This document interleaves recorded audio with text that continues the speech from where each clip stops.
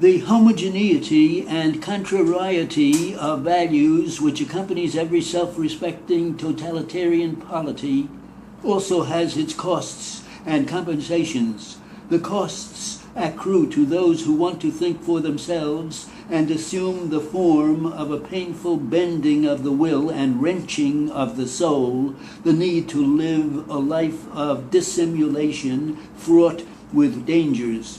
I have met people in China, the older professors at the universities, for example, who were, I sensed, alive but dead. Repeated encounters with struggle, criticism, transformation had left them an empty shell, a walking, talking, food-consuming spiritual void. But there is another side to this.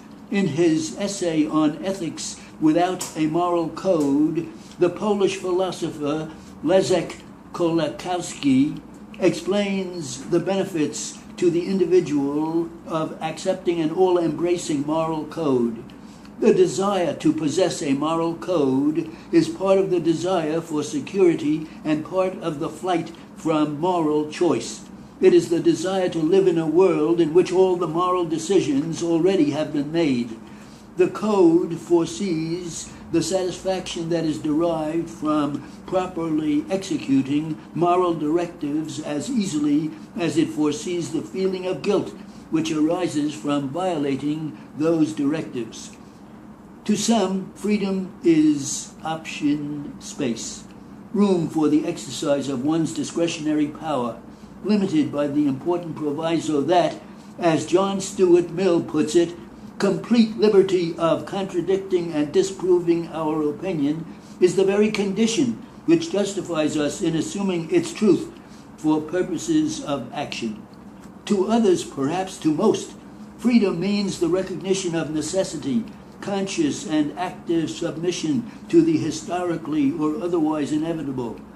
In the Marxist scheme of things, the individual liberates himself by first recognizing and then surrendering himself to the compulsive collective will of the toiling class. In his economic and philosophic manuscripts, Marx speaks of communism as the positive transcendence of private property, or human self-estrangement, and therefore as the real appropriation of the human essence by man and for man, the complete return of man to himself as a social, i.e., human being. A return become conscious and unaccomplished within the entire wealth of previous development. In his later work, Marx emphasized the automatic and mechanistic aspects of this presumed return of man to his social essence at the expense of man's conscious and informed decision to do so.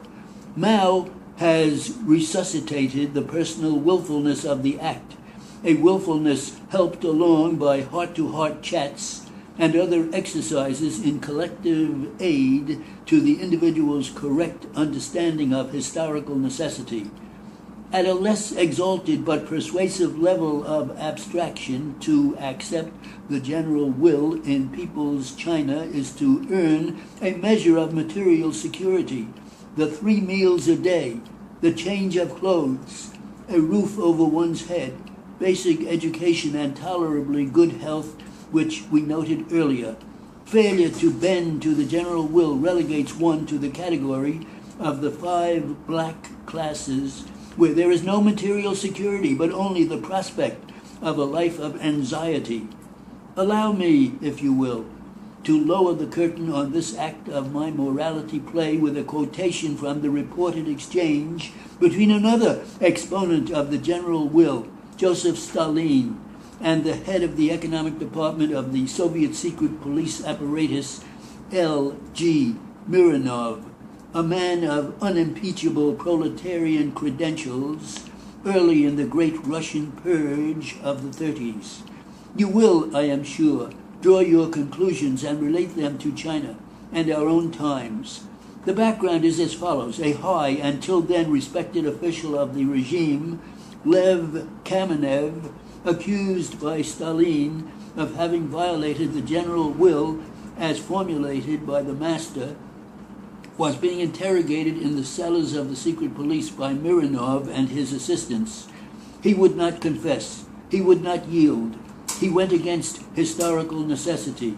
He was a goose straight out of the Suchow play, the bad little boy in the math class.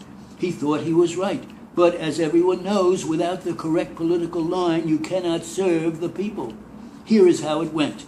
You think Kamenov may not confess? Asked Stalin, his eyes slyly screwed up. I don't know, Mironov answered. He doesn't yield to persuasion. You don't know? Inquired Stalin with marked surprise, staring at Mironov. Do you know how much our state weighs, with all the factories, machines, the army, with all the armaments and the navy? Mironov and all those present looked at Stalin with surprise. Think it over and tell me, demanded Stalin. Mironov smiled, believing that Stalin was getting ready to crack a joke. But Stalin did not intend to jest.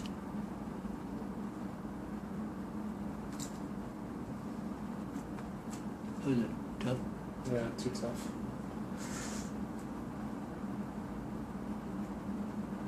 How do you write Stalin with a long E? I read it shortly. It's annoying.